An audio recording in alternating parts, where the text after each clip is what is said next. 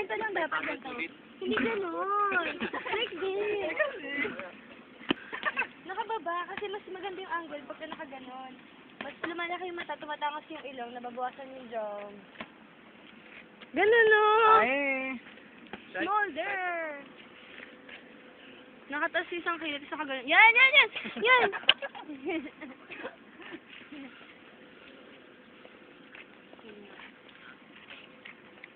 Oh, salamat ha. Kinabayan kita. Fuck you. Bibit mo. Ano pa yan, mami? Kaya ba tinuturo mo sa anak mo? Ba yan? Hello? Ay, hindi. Malinis.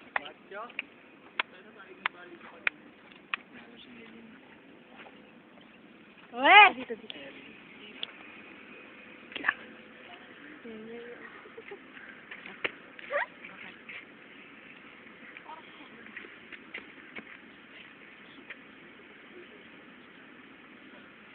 Sige yan. Alam mo. Oh, picture to eh. Picture to eh. Picture talaga to eh. Kiss. Kiss. Napapam. Siya, Ganun na. siya, ayun yung mahal niya. Ay, ratabi! Ayun. Ayun. Siya, ayun yung mahal niya. Ayun, ayun yung mahal niya. Ganun nga eh. Hmm? Ayun? Gusto ko yun. Tapos sabi ka na.